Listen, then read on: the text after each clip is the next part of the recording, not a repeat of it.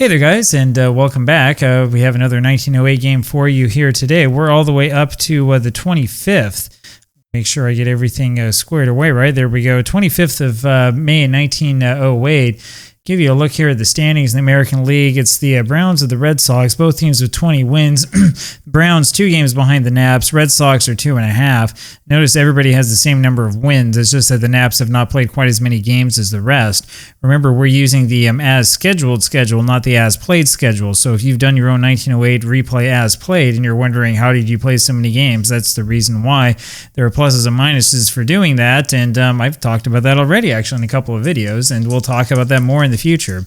I've rejiggered the lineups a little bit, tried to make them a little bit closer to real life, but there wasn't really that much to change, especially for the Red Sox. So here come the Browns. It's Hope Ferris who rolls a 53 for a 20, changed to 22. That's going to be a ground ball over to first base. Unglaub fields that and flips over to Burchell for the out. There's one away. Fred Burchell on the mound, as you know now, for the Red Sox. 4-3 is his record, 4.34 ERA, and the league hitting 268 off of him, which is not good for 1908. He has a 9 rating.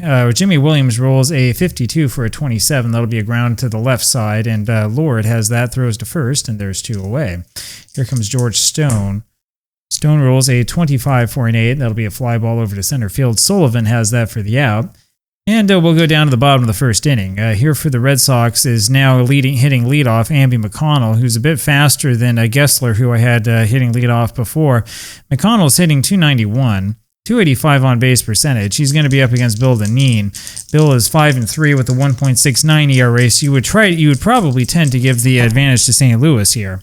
And we lead this off, and excuse me for a second as I've forgotten to do the necessary here. We lead this off here with a roll of 21 here from McConnell. And the 21 results in the 30. It's a fly out over to left field. Kravitz has that for the out, and there's one away. Here comes Harry Lord for the Red Sox. Lord hitting 248. And he rolls a 15 for an 11, so he likes hitting up a little bit, and that's a single over to left field. Lord then, with Gessler up there, steals second base. There is a strike on Gessler, not that it'll make much of a difference in the game engine. So Gessler comes up hitting 322. Huge on base percentage and slugging very well. 14 driven in, and he rolls a 12 for a 24. That's going to be a pop-up.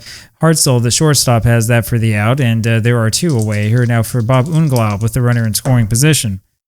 Bob rolls a 26 for a 27, and that'll be a ground ball over to the third baseman, Ferris, who throws on to first. And that does it, and we'll go to the top of the second inning. And it's still a scoreless tie. Here's Roy Hartzell. Roy's hitting 264. Good hitter for St. Louis. Rolls a 15 for an 11. That's a single to left, and then he steals second base with Al Schweitzer up there.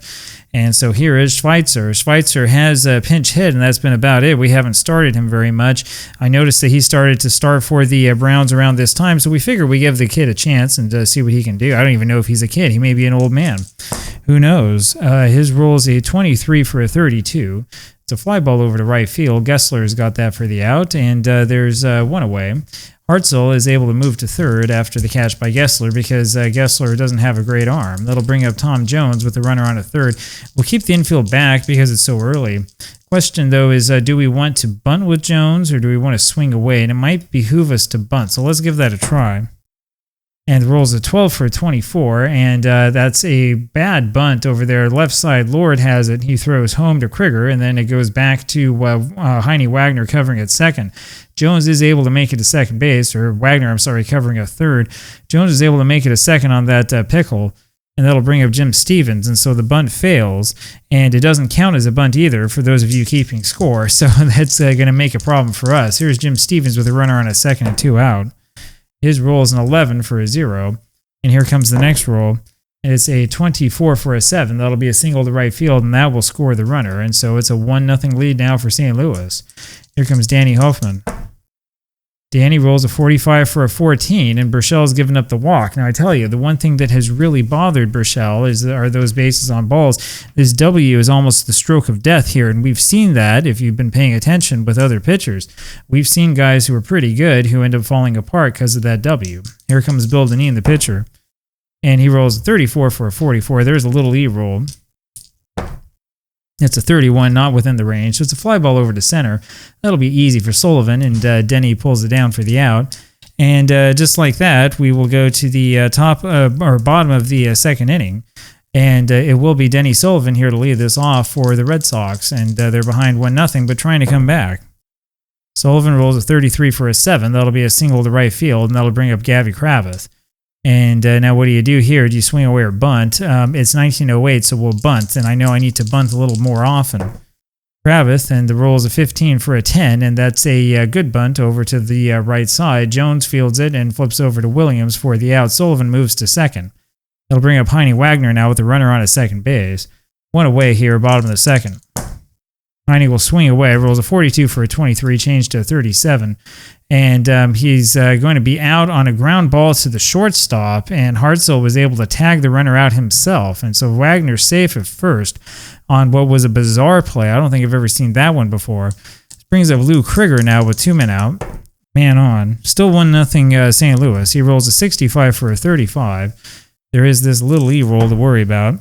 It's a 36. We roll that out of the range. It'll be a pop-up over to the catcher, Jim Stevens, and that'll do it. That ends the inning.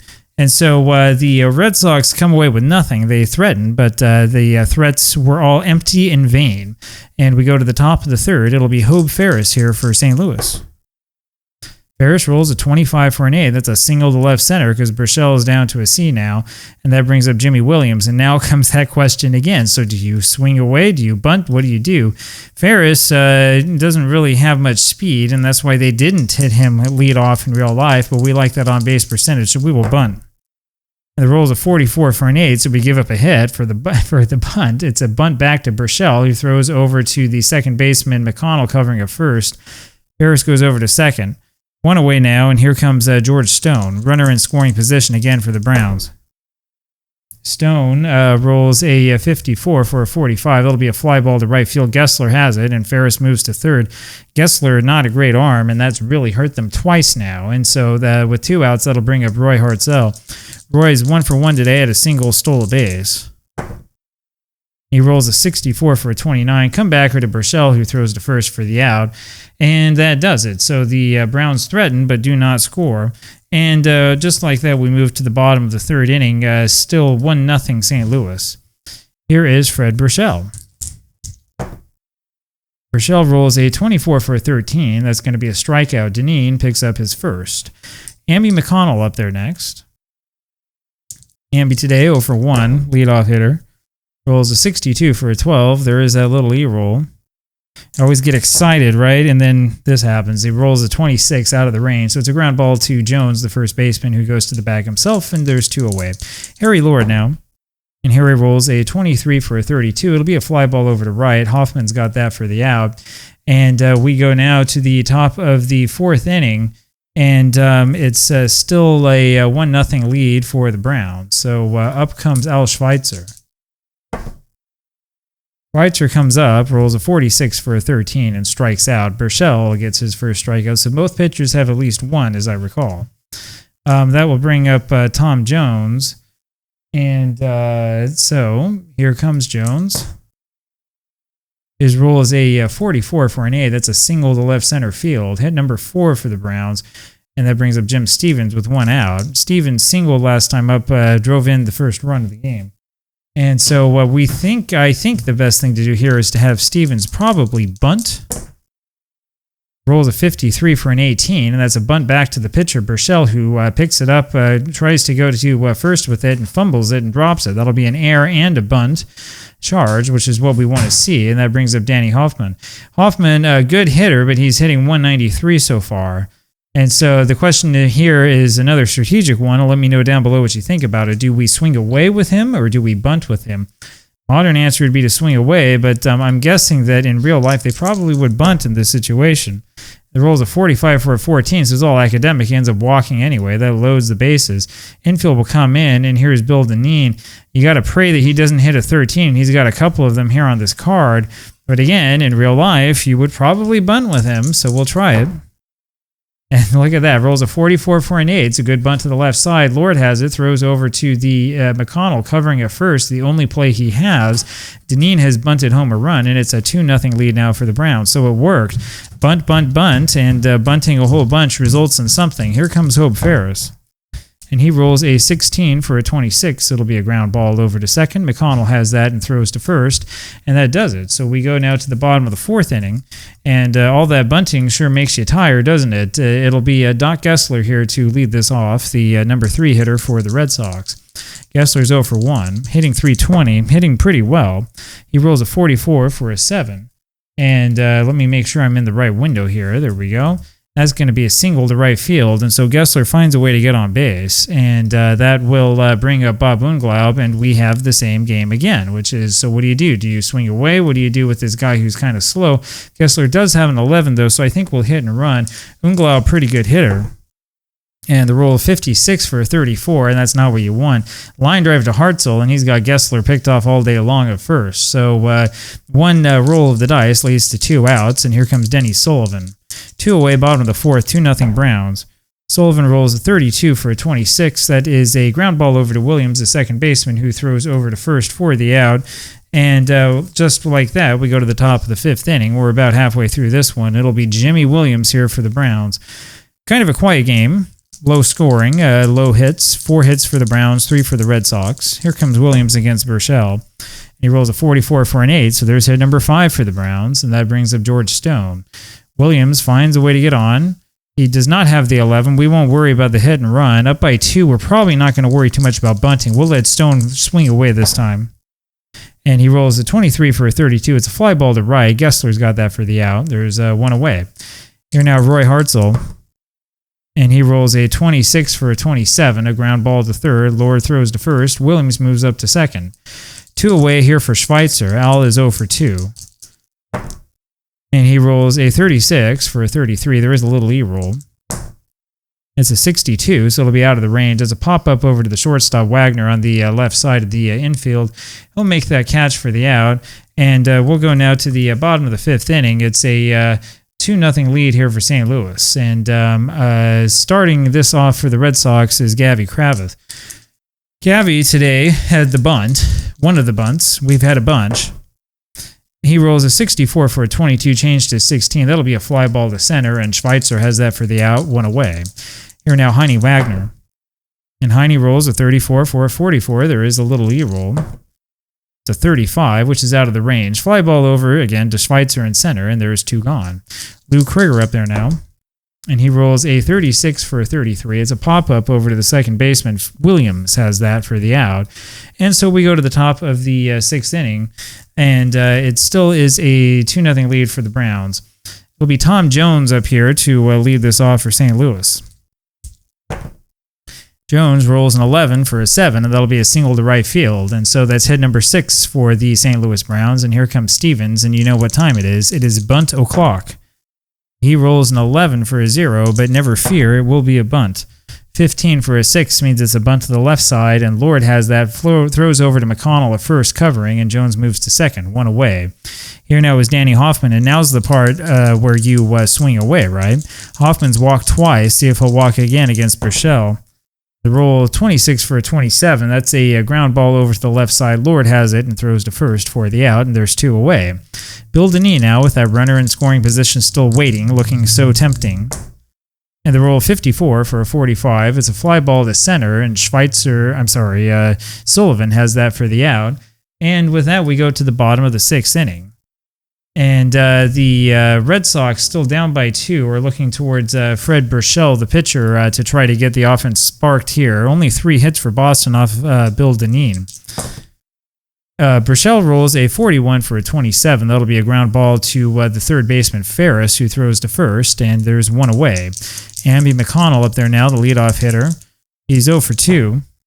He rolls a 43 for a 29. Comebacker to Bill Denis, who throws to first, and there's 2 gone. Here now is Harry Lord. And Lord rolls a 46 for a 29, another comebacker to Deneen, and that does it. So we go now to the bottom, or to the top of the 7th inning, and it's still a 2-0 lead for St. Louis.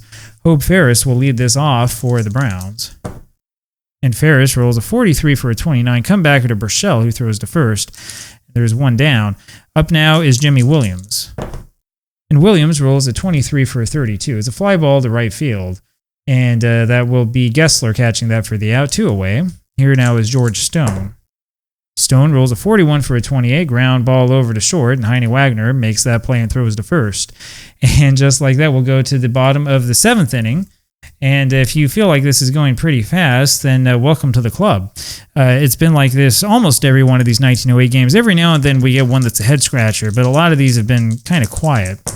Doc Gessler rolls a 52 for a 27. It's a ground ball over to Ferris. The third baseman throws to first, and there's one away. Bob Unglaub up now. He rolls a 26 for a 27, another ground ball to Ferris, who throws to first, 2 gone.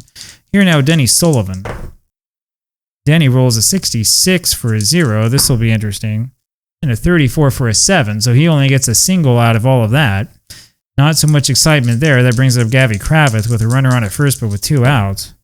And his roll, 21 for a 30. It's a fly ball to center. Schweitzer has that for the out. That brings us to the top of the 8th inning. It is still a 2-0 lead here for the St. Louis Browns. Here now is Roy Hartzell. Hartzell today 1 for 3, had a single stolen base. Rolls a 65 for a 35. There's a little E roll. And it's a 44 out of the range. So it's a pop-up over to the left side. Lord has that for the out, 1 away. Here's Al Schweitzer. And he rolls a 54 for a 45. Fly ball to right field. And Gessler has that for the out, 2 gone. It'll be Tom Jones, and Jones rolls a 41 for a 28, ground ball over to Wagner, the shortstop, who throws to first. We go to the bottom of the 8th inning, and time is running out here for Boston. Heine Wagner will lead this off. Wagner 0 for 2 today, and he rolls a 52 for a 27, and it's a ground ball to Ferris, who throws to first, 1 away. Boston can't figure Bill Dineen out. Up next is Krieger, and he rolls a 22 for an 8. That's a ground ball to short, and it's Hartzell who grabs that and throws to first, and there's 2 away. Up now is Fred Burchell. I don't really want to take him out. He's pitched well. Burchell rolls a 31 for a 9, and so I am rewarded for my patience as Burchell winds up getting the hit. Hit number 5 for Boston. Brings up Amby McConnell. Runner on at first. Burchell, of course, not particularly fast, so we're not going to try any trickery, and there's 2 outs anyway. And the roll of 21 for a 30. It's a fly ball to center, and Schweitzer has that for the out. That brings us to the top of the 9th inning. And the Browns holding on to this 2-0 lead. Here's Jim Stevens, the catcher. Rolls a 34 for a 44. There is a little E roll. It rolls a 42, so it doesn't do anything. Fly ball to center. Sullivan has that, and there's 1 away. Danny Hoffman now rolls a 15 for an 11. That'll be a single to left, and then he steals second with Dineen up there. And so Dineen's still up there, and you're not going to let him hit for himself. He'll bunt. And it's a 21 for a 13, which is a foul strike, so we'll try it again. 16, the bunt to the right side, 28 the result. Unglaub has that, and he has to flip over to McConnell at first, and Hoffman moves over to third, so it is a successful bunt. And with 2 outs, here's Hope Ferris. He rolls a 65 for a 35, and he'll walk. And I tell you, those bases on balls kill you. The third one given up by Burchell, and that brings up Jimmy Williams. And Williams rolls a 13 for a 14. That's another walk. And so the base is loaded now for George Stone. 2 outs, top of the 9th. He rolls a 36 for a 33. It'll be a line drive over to Unglaub. The first baseman makes a miracle catch on that one. And that takes us here to the bottom of the 9th inning. 2-0 game. Dineen has been cruising through this. He's given up 5 hits, no walks. And the Red Sox have been very quiet. It'll be Lord, Gessler, and Unglaub. Harry Lord leads this off, rolls a 25 for a 10. That's a single over to center field. Schweitzer couldn't get there in time. So there's the base hit. Maybe this is the start of something good, but remember, they don't need 1, they need 2. It'll be hit and run time because the bunt won't get you enough. That only can help you with 1. Gessler hitting and running, the roll of 32 for a 26, ground ball to second. Williams throws to first. Lord moves to second, so that helped. Here now, Bob Unglaub, 1 away. You got to be careful with those outs. You got to conserve them. And Unglaub's roll is a 56 for a 34, but there is a little E. And this little E roll 46, not within the range. So it's a pop-up over to the second baseman. Williams has that for the out. There's 2 away, and it's all up to Denny Sullivan. Sullivan today so far, 2 for 3, 2 singles. They could use 1 right now. And his rolls a 41 for a 28. It's a ground ball over to short. Hartzell fields that, throws to first for the out, and there you have it. So the Browns keeping themselves relevant in the American League pennant race. The Red Sox maybe not so much. We'll see in the end what impact this has on the season, because it is a long season. But for now, the Browns go to 21-15, the Red Sox to 20-17, and that's going to make a difference, at least for the short term. Hope you enjoyed that one. This was a fun game with a lot of bunting. In fact, we go look here at the box score and try to figure out how many sacrifice hits we had. The Browns had 5, Red Sox had a mere 1. So there you have it. We'll try to bunt a little bit more often. I'm still trying to figure out how to actually play 1908. Hope you have a good day. Bye-bye.